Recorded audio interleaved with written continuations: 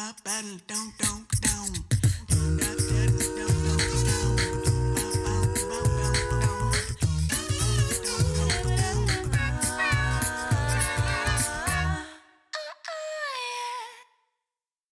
I'm Barry Mitchell. Welcome to a socially distanced episode of Simply Science. Today I'm working from my own living room, and that's because, like many of you, I'm working from home, trying to stay safe and prevent the spread of coronavirus. We'll have some more information about COVID-19 for you later in the show. But right now, let's celebrate an anniversary. It's the 50th anniversary of Earth Day. That's right, April 22nd, 1970 was the very first Earth Day. And we'll be taking a look at some of the challenges and issues still facing Mother Earth. Of course, right now, we're still fighting for our own survival, and in many ways, so is the Earth. Anne Ridell takes a look at what kind of a world will we be handing off to our children. These seventh graders are very aware of their ecological footprint. In fact, that's exactly the project they're working on today. The environment is front and center here at Growing Up Green Middle School in Long Island City, with recycling reminders at every turn, a composting tumbler, a rooftop garden, and children who take climate change seriously. I think for my generation, I think it's like a very big problem that we have to act now. We're going to be the most dealing with it. Also, my children, they won't have the things that we have now or had before.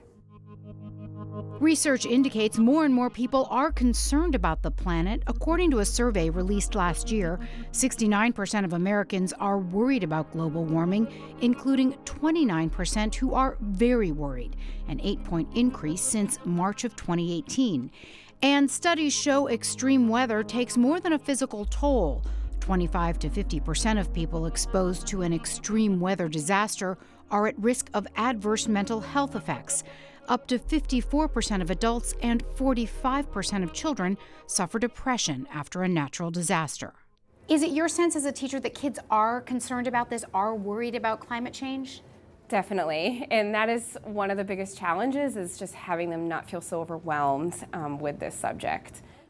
Teacher Sarah Jennings tries to keep the topic manageable for kids.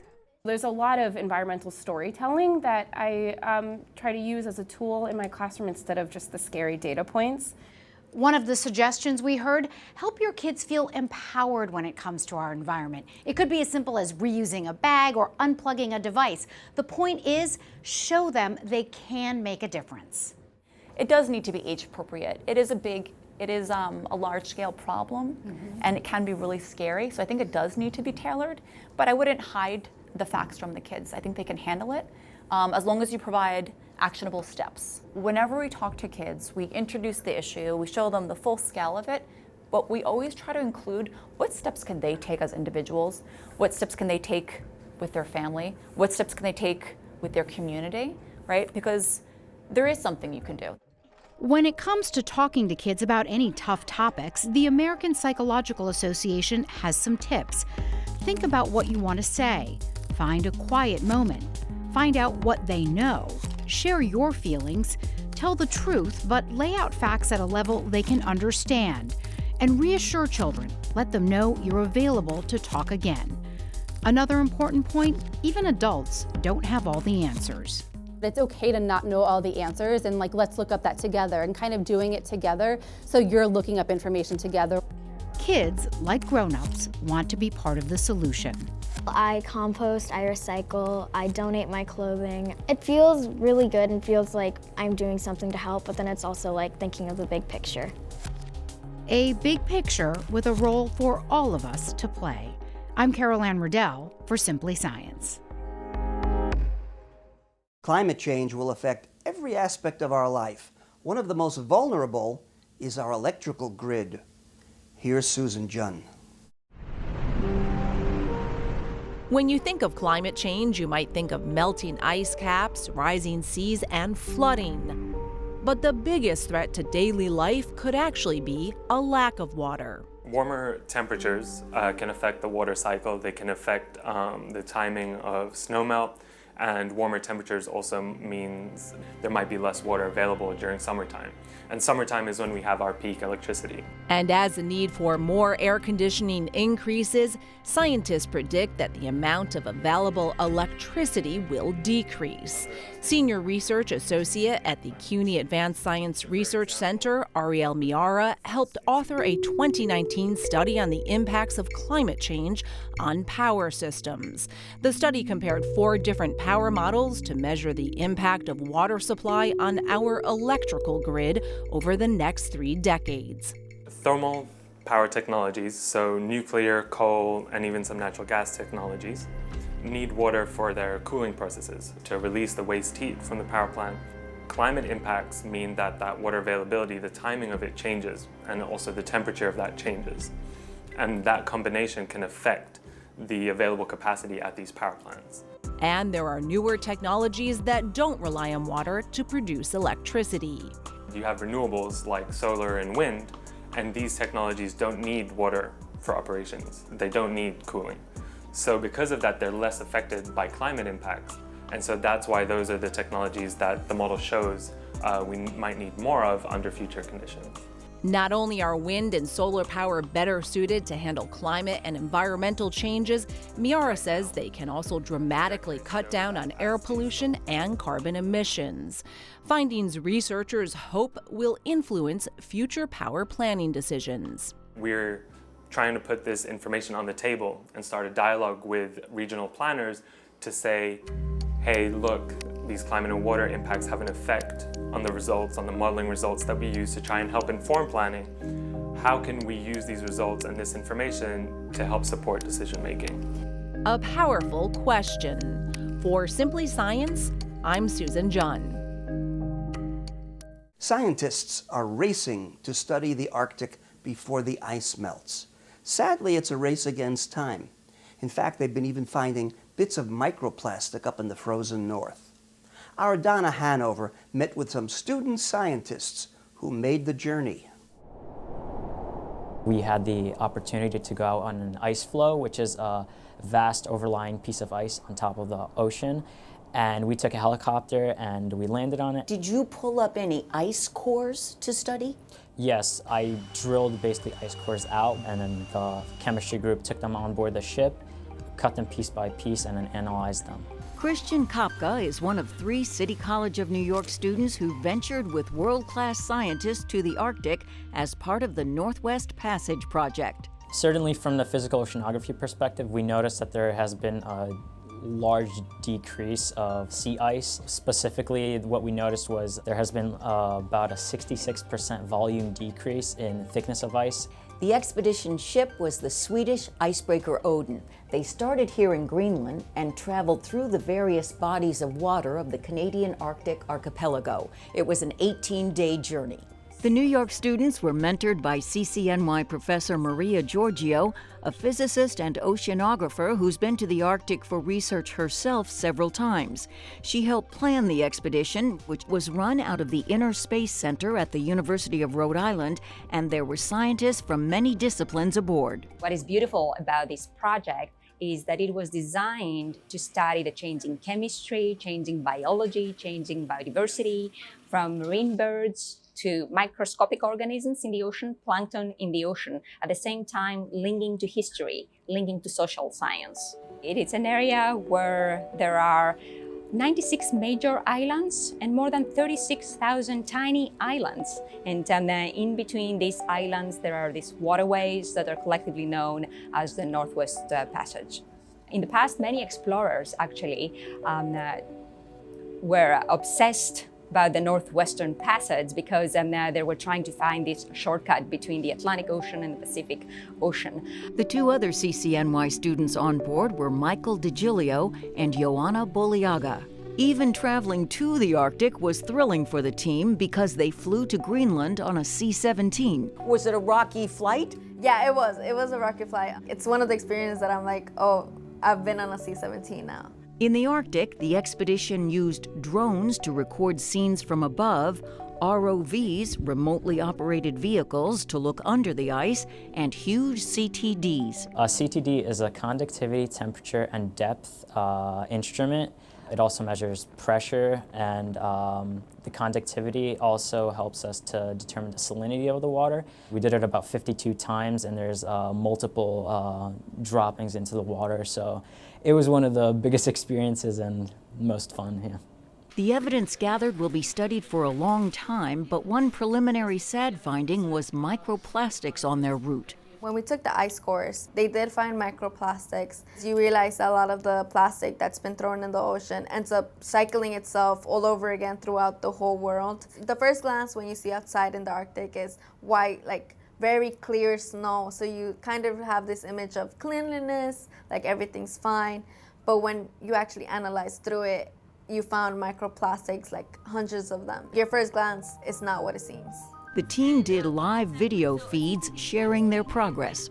There was also a film crew aboard shooting a 2-hour ultra-high-definition documentary, Frozen Obsession. The expedition used an icebreaker ship because an effort the previous summer ended early.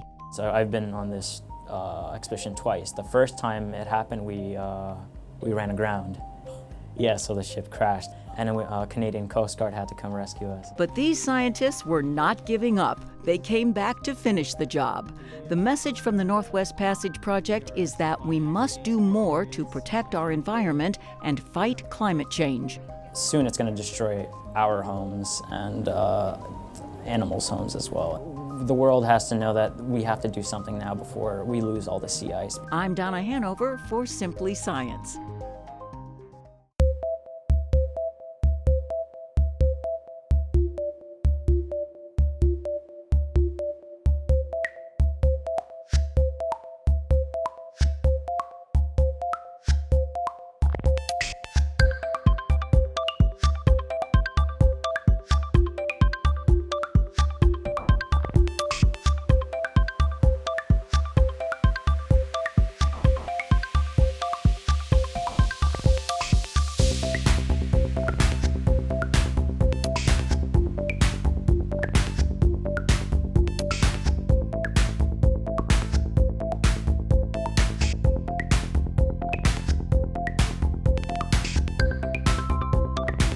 While our populations and cities grow, we are encroaching on the natural habitats of our animal neighbors, replacing forests with concrete jungles. The pollution, the skyscrapers, is not good for them.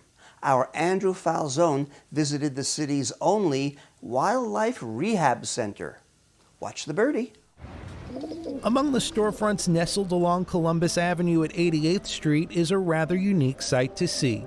Unlike neighboring trendy restaurants, this place caters to a very different clientele. And what's in the window isn't a product for sale, but a patient on the mend. And director Rita McMahon says the door is always open to new admissions. The Wild Bird Fund is New York City's one and only wildlife rehabilitation center. It opened in 2012, and prior to that, there was no place to take wildlife in New York City when it was injured. New York was the only major city in the United States that did not have a wildlife rehabilitation center. And if you think pigeons are the city's only resident birds, think again. 350 different species of birds come here to breed, they live here, or they pass through on migration. So we have a great volume of birds that pass through and run into trouble, hitting the buildings and our pollution, encountering the pollution, and just simply they can be exhausted from migration after going thousands of miles. We have half of the species of North America that come through here. And just as quickly as one patient is released, another needs some help. Yes, he has a little bit of an eye trauma situation going on, but otherwise he's very alert. Wildlife care manager Myra Bermeo diagnoses this dark-eyed junco. I'm just going to give him some pain medication orally. The last step that we do is we usually test their flight, but this guy just needs to stay here for a few days. The dark-eyed junco, a beautiful bird, one of the many victims of bird strike collisions, and there's actually legislation going on to try and get our buildings to be bird friendly. And that legislation passed the City Council in December 2019. It requires the first 75 feet of all new buildings and retrofit projects to be made of bird-friendly materials. One proof of concept is the Jacob Javits Center. The New York City Audubon Society had identified it as the city's deadliest building for birds, with about 125 birds crashing into its transparent facade each year.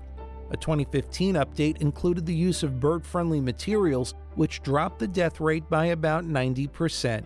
The dark-eyed junco was a common victim. The next patient was a mourning dove, a species that doesn't like to be handled, so Myra held it with a cloth to help keep it calm. No obvious injuries, but that doesn't mean that there's nothing wrong with him. It could also be lead poisoning. Sometimes it impairs their vision, impairs their mobility, and they're not actually sometimes able to walk from the lead poisoning in their system. The Wild Bird Fund tries to rehab all their patients to their fullest potential. Best case scenario, they're released back into the wild like this adorable family of mallard ducks, but others are not appropriate for wild release, like our friend Kyle. Kyle is a little domestic duckling, and he possibly was one of the hatching projects in a school, which we are very much against because so many of them die. Kyle's a charmer, but he's all alone. Ducks should be with all other young ducklings. And because of his foot issue, Kyle will likely spend his days at a sanctuary or farm, but until then, he has other companions, like this chicken and a Canada goose. Down in the basement, there's an entire floor of patients in various stages of recovery.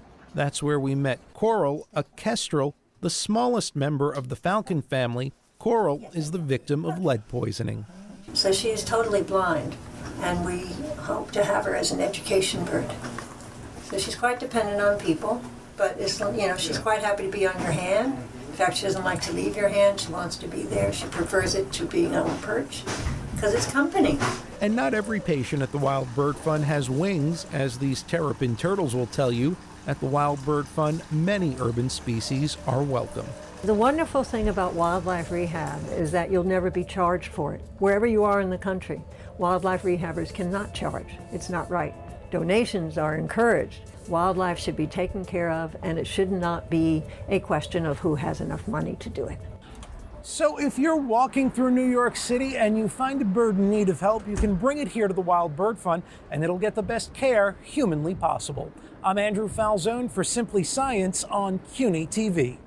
Next up, our Marieve Amy introduces us to a marine biologist who uses the power of photography to show the beauty of the oceans and how poorly we treat them. Not the photographers, the oceans.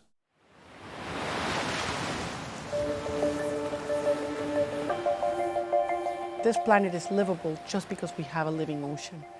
So as we continue to impact the ocean with pollution, with overfishing, and with climate change, the ocean is losing its resilience to provide the incredible services that we depend upon. When it comes to conservation, a photograph can inspire us to act. Christina Mittermeier, marine biologist and award-winning photographer, co-founded Sea Legacy. The organization uses the power of photography and social media to save our oceans. It doesn't matter where you live on planet Earth, the ocean has a huge influence on your life. It produces half of the oxygen we breathe, so every second breath you take comes from plankton in the ocean. And the ocean is really important because it's the moderating force that buffers our climate. I started as a scientist because I thought that that was the way to communicate, and I wrote a few scientific papers, and I was shocked to see that nobody reads scientific papers. Nobody really cares to understand the data. I stumbled upon photography by accident, and I realized that when you show somebody a photograph, it's so much easier to begin a conversation. At its core, Sea Legacy is a team of some of the best filmmakers, photographers, and storytellers in the world that specialize on natural history and especially on the ocean. We started getting this huge online and social media following. So within a couple of years, we had almost 1 million followers. And we decided that that was a great opportunity to start doing campaigns, to call on those followers to help us, sign a letter or a petition. And then we started raising money, and we realized that we are raising so much money that we can actually start investing in solutions on the ground. So we're investigating aquaculture projects or empowerment of women in fisheries or restoration of reefs so that our followers can see where their money is actually having a physical impact in making the ocean a better place.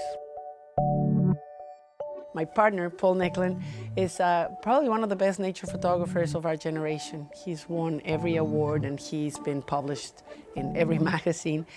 And his concern for the ocean also comes from the fact that he grew up in an Arctic village, in an Inuit village in northern Canada. And he grew up with polar bears and with walruses, and for him it's very personal to see the polar regions disappear. We've done 3 expeditions to the polar regions this year, and what you see is that the sea ice is really melting and that all the animals that depend on the sea ice are in real trouble. There's a huge krill fishery, so these industrial boats go down there and they vacuum the krill, the little shrimp that all of these other animals eat. So 50,000 penguins in a colony starved to death because we are taking their food. And it's easy to see if you go to the grocery store around the corner, you'll find the omega-3 pills that somehow marketers have convinced us that we need to take these pills. But these pills come from the ocean and they are the food for other creatures.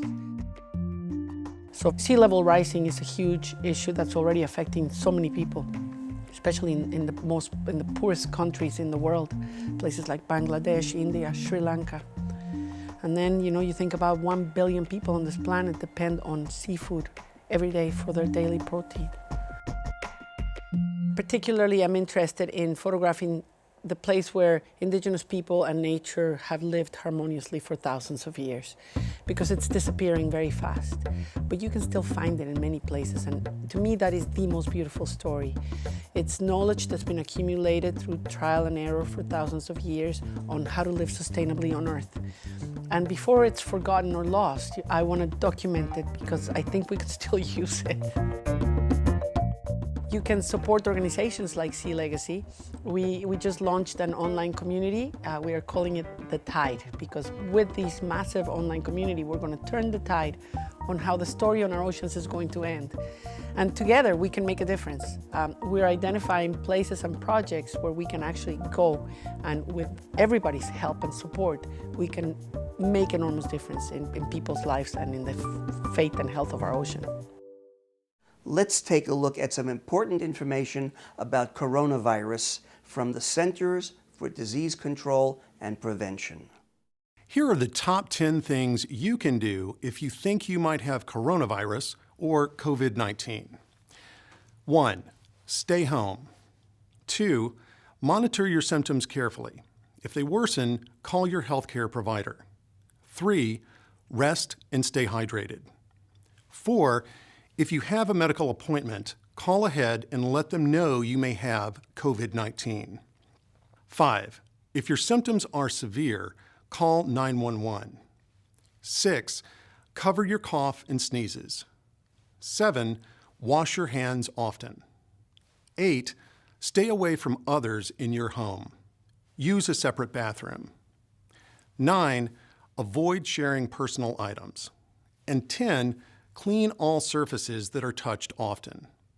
For more information on COVID-19, visit cdc.gov/COVID-19. Let's take care of ourselves and each other. Hi, I'm Dr. Jay Butler, Deputy Director for Infectious Diseases at CDC. I'd like to talk to you about the new virus that causes the disease COVID-19. Older adults and people who have severe chronic medical conditions like heart, lung, or kidney disease, or diabetes may be at higher risk for severe illness from COVID-19. If you are one of the people at increased risk for serious COVID-19 illness, it's especially important for you to take action to reduce the risk of getting COVID-19 now. The first thing you can do is take care of your own health. Wash your hands often with soap and water for at least 20 seconds. Use an alcohol-based hand sanitizer with at least 60% alcohol if soap and water are not available. Cover your coughs or sneezes with a tissue, or cough or sneeze into your elbow, not your hands. Avoid contact with people who are sick. Clean and disinfect surfaces in your home, such as counters, tabletops, and doorknobs to remove germs. Use household cleaning sprays or wipes according to the label instructions.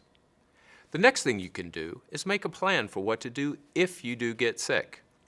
Know who will take care of you if your caregiver gets sick. Talk to your healthcare provider about getting extra necessary medications to have on hand. Get enough supplies too, including enough household items and groceries so you can stay home for a few weeks if you have to. The third thing you can do is pay attention to what's happening locally. If COVID-19 is spreading in your community, stay home as much as possible and avoid crowds. If you get sick with fever, cough, or shortness of breath, call your healthcare provider. If you develop warning signs, such as difficulty breathing, persistent pain or pressure in your chest, confusion, or blueness of the lips or face, these may be signs of serious illness. Call 911. For more information and the latest resources, please visit cdc.gov/COVID-19 or call 1-800-CDC-INFO. That's 1-800-232-4636. And that's our show. If you'd like to know more about the Arctic, check out the Northwest Passage Project's documentary, Frozen Obsession. If you'd like to know more about us, find us at tv.cuny.edu and Facebook and YouTube. I'm Barry Mitchell, and lately my frozen obsession has been ice cream. I'm stuck in the house. See you next time on Simply Science.